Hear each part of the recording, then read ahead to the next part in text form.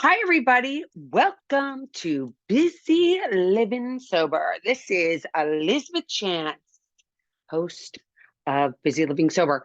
If you like what you hear, subscribe, please, to my channel or to iTunes, on Spotify, on YouTube. Please, please, please subscribe and share with your friends if you like my message, which I hope you do. And this is again episode 349. And the topic is a palm tree. And I'm going to start by saying, as a Busy Living Sober listener, you know that my mission is to eliminate the shame through addiction, through open and honest communication. So, how does that work? Well, SoberLink is a remote alcohol monitoring system that allows you to rebuild trust by sharing your recovery with your support network in real time. As a monitor client, you'll have 2 to 3 opportunities a day to prove your sobriety to loved ones through a series of scheduled tests. Once you test, your identity is confirmed and your results are sent instantly to everyone in your support network, making it easier to rebuild trust and improve communication over time.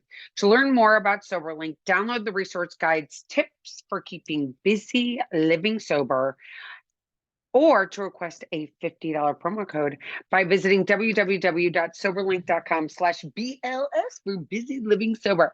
So you say a palm tree, you're like, wait a minute, this is a life podcast. This is about living a sober life, and you're talking about palm trees. And I'm going to say, yes, I am.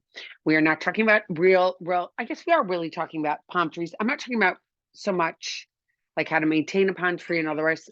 Relates to you and to your loved ones and how you deal with life. Now, palm trees, because now I live in Florida, I know this even more. Palm trees tend to be very sturdy. Palm trees line the beaches, not only in Florida, but also in California. And in Hawaii, there's palm trees. Anywhere with tropics, there's palm trees. And palm trees during hurricanes, they bend, right? They can bend all the way down to the ground, and then they come right back up. And they can bend and then come right back up. When we're getting sober, I believe that is an important way, and I'm going to use it's an important symbol as to how to get sober and how to stay sober and how to work your program and how to do any change in your life. I believe is to be like a palm tree. And you're like, well, how do I be like a palm tree? How do I bend? How do I do all these things? And I'm going to say this. When we are getting sober and when we are making a change in our life, we want to be strong and able to handle a hurricane. We want to be able to do whatever it is we need to do to make it through the storms of life, through the problems of life, through the things that come up in life, no matter how bad they are. Even if it's a category 5, how do you make it through that and still be standing? What is in your toolbox that helps to make you be okay? What are the certain things that you need to do that make you feel better, that keep you on the plane that you want to be on? What are those tools? What is it that you need? I went to, I'm living in Delray, which is kind of like the rehab capital of the world. It's like Mecca of where the rehabs are. To me, I believe it's like such a revolving door, right? It's such a business, making money, going to rehab, going in and out, in and out, in and out. And I went to this meeting and I got to the parking lot to where the meeting was, and they had all these vans that were coming and dropping people off. It was like truck busloads of people, it felt like. And I thought it was really interesting that they had, boys and girls getting off together. And, I'm a firm believer in when you get sober, it has to be a single sex thing. Now, if you're gay, if you're trans or whatever, you're going to be with your people, but not to get a relationship. When you're getting sober or you're making a big change in your life, it's really important to keep the focus on you, not on a relationship that you're going to get into. It's on changing you. How do I change me? If I'm in a relationship with somebody, I'm going to be all about the relationship, right? I'm not going to be about myself. I'm going to be about how do I make that person happy? How do we stay happy? What do I need to do? We get really codependent, right? You get really codependent at the beginning of a relationship. And especially if you're going through a big change in your life, like getting sober. And you're going to want to go and rely on somebody else. You're going to be like, oh my God, it's going to be so much easier to pay attention to Bobby than it is to pay attention to me. It'd be so much easier to pay attention to Susie than it is to pay attention to me. But don't we need to pay attention to ourselves so we get better? Yes, it's easier to pay attention to these other people than to pay attention to ourselves. But we have no chance of getting better if we're not paying attention to ourselves. We have no chance. We need to take that time to figure out what it is that makes us tick. And some of it's painful, right? Some of it's painful. I'm just going to go out there and tell you guys I've written a letter to a bunch of government officials because I believe the way that they're doing rehab today is not really working. I believe that they need to do 12 step. I do. I believe that should be part of your part of getting sober. But I think it's also part of getting sober is figuring out how to cope with life. How do you cope with life? How do you cope with life without a drink? And how do you cope with life without a drug? How do you do it? What are your coping mechanisms? You need to learn new coping skills. I needed to learn new coping skills. I needed to learn for myself personally that I cannot be around my family of origin, especially in my beginning of getting sober. I just couldn't. I mean, for me, it was way, way, way too painful. Every time I left there, I wanted to go get a drink. So I was like, I can't go there. And as much as my family was upset, I was like, but my little kids were okay because they had a sober mom. I couldn't put myself in situations that I knew were going to make me feel uncomfortable and make me want to pick up a drink. I could not do that. I had to take care of me. That's part of feeding this, going back to this palm tree. The palm tree needs, when we plant any plant in our garden, and especially now because it's the spring and it's getting warm all around the country, you know, and then it'll be the summer. And now's the time we plant things, right? And we plant them and we fertilize them and we water them all the time. We water, water, water. Somebody called me yesterday and she's like, how many times do you water plants a day? And I'm like, once, especially here because it's warm.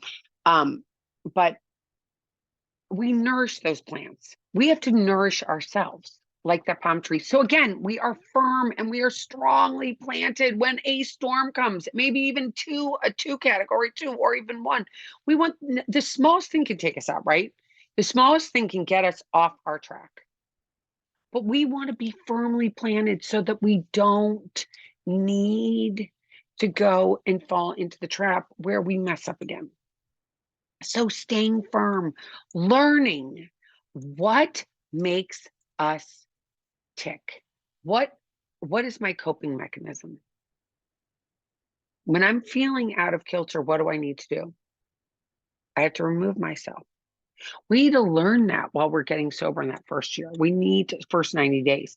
How do I cope with situations that baffle me? How am I going to do that? We do that also by doing the 12 steps. If you do the 12 steps with somebody that you can trust and that you can relate to, that's huge. Doing that, huge. Taking the time to learn those coping mechanisms. The other thing we need to do is worry about eating right, exercise. How do we eat right, and what do we eat rather than picking up junk food, let's say? I know it's expensive today. The world is so expensive, but right now there's farm stands all over because it's that time of year again. People are coming out, produce is out. You can go on the side of the road and you can buy certain things. You can buy berries, you can buy strawberries, you can buy blueberries, you can buy berries. Have an apple every day. Having an apple every day. And I have to tell you that I used to think like I had to work out, like it had to be that I had to literally go to the gym and go work out at a gym, which to me, I hate working out at a gym in a lot of ways because I'm not a gym rat. I never have been. But going to the gym is not my answer. So for me, that's not part of my food that I feed me. It's going to the gym. Mine is going for a walk outside. And again, the weather's getting nicer. We can go walk outside all the time. We can just, if we just, by changing our thinking, Someone told me yesterday that they knew somebody that had gone through something really, and it might have been on a podcast, but anyway, I was listening to of somebody else's, but the person went through something really tough, and how they got through it was by walking, by getting outside and walking every day. And I can walk, especially when I put these earbuds in. I'm like, oh my gosh, I can walk forever. I put on a podcast, I put on an Audible book, or I just talk to a friend and get outside. Do something like being outside that will make you feel better. Being outside just makes you feel better. I heard somebody in treatment yesterday, and the person was out in California. And I was like, what did you like to do? And the person had 50 days, I think. And the person said, well, I like to snowboard. I like to do all this stuff. And it was all outside. And I was like, see, you've got to get outside. So adding that to part of this time of 90 days, what do I like to do? What is it? And maybe it is for you going to the gym. Maybe it is for you going in your house and putting on a YouTube video. I'm going to actually, in the next couple months, I'm going to be starting to do yoga on there. I'm going to do it on my channel on YouTube. And again, it's not going to be like crazy hot yoga, because I don't do crazy hot yoga. I do yoga to get closer to God and feel more spiritual. So if you're interested, that'll be coming up in a couple months. That's part of my new series that I'm going to be doing. But that's part of my work. That is part of what I do. Is I do my little yoga. I go on walks. I go swimming, and there's lots of public pools. I love the public pool. I know I sound crazy, but I like to go and do laps because it's great exercise, and I have arthritis, so it's better. I mean, yesterday I was kidding my friend. I'm like, I feel like I'm like, you know, this older person that's like doing my workout in the pool, but that's where I find like it's more comforting for me to do it in my pool because it doesn't hurt my body as much as it does to pound on pavement. So I'm doing it all in the pool. It feels better. So that works for me. What works for you? What is your activity? So if it's eating well, exercising, those are all what makes your tree, being your base, your insides, your core of your body, better, is by eating well and doing exercise. Someone was just, again, I saw somebody else yesterday that was like, I went on vacation and I stopped eating right, and I stopped doing what I normally do. Isn't it so funny? We go on vacation and we stop doing what we do at home, which is like eating right and exercising, and we go on vacation and we let it all go to shit. Excuse my French. What we do, we just eat whatever we want to eat. And then we come back and we're like, oh yeah, I feel disgusting. Why did I do that? So funny that we do that. I mean, I'm the first culprit. I go away and I'm like, whatever, I'm on vacation. I can eat whatever I want. And then I come back and I feel terrible. I think it's kind of funny. I think maybe sometimes we should really think about, um, really think about what it is that makes us feel better. What is it that when we feel like at our fighting weight? I guess if I were a fighter, I would say that. Like, what is it where is it that I need to get to inside of myself where I feel my greatest? I feel great when I'm eating right. I don't like to eat in the morning. I like to eat one of my favorite things, and maybe somebody will like this, not to get us off course, but I love to have an arugula salad. So I take the arugula, I go and I buy the organic arugula at the grocery store, which could be, it's on sale a lot of times. I take the arugula and I cut it up in the actual container, and I do it like this with like a knife, and I just cut it all up before I even, and then I put some olive oil and squeeze a lemon on it and Parmesan cheese. And I love sun-dried tomatoes. And so I put sun-dried tomatoes, and that's like my lunch, and it's delicious and it's light. And it doesn't take much effort. You just throw the stuff in and it's delicious and it fills you up. And you can actually eat the whole container and it's not fattening at all.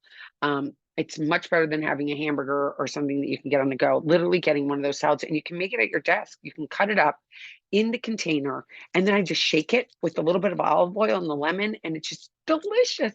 So, part of your eating right and the exercise that makes you feel better during this first, when especially in your first 90 days, is so important.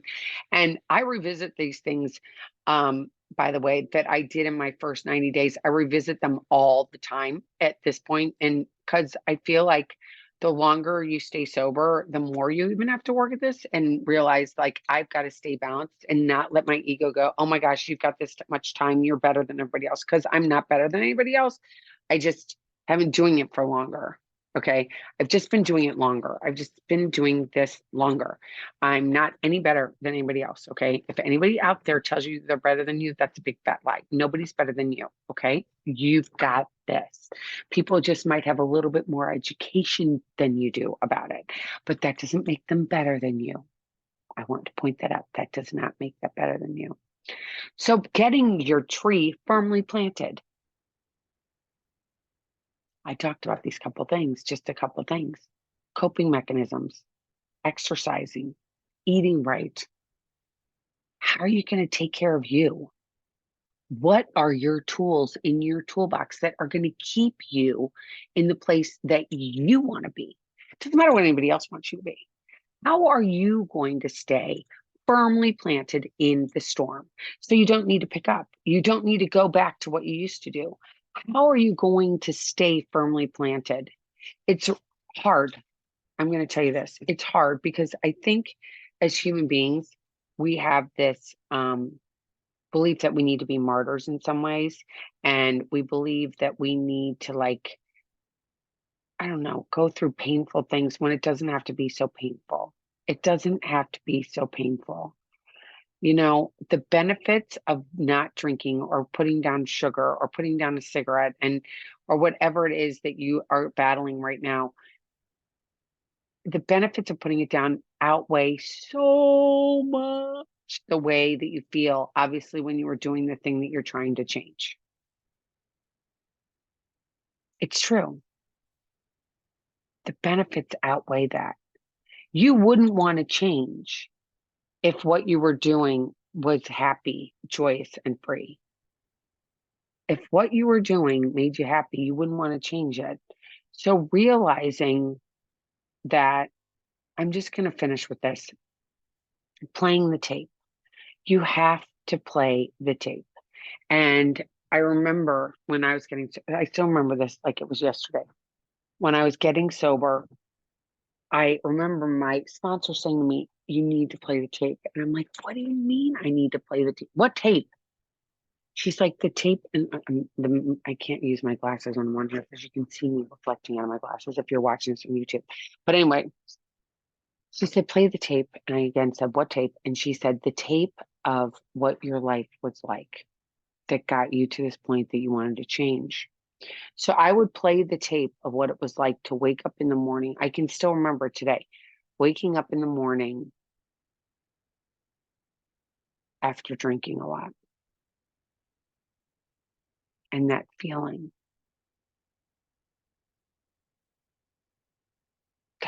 of remorse, that feeling of self-hatred, that feeling of like, oh my God, I did it again.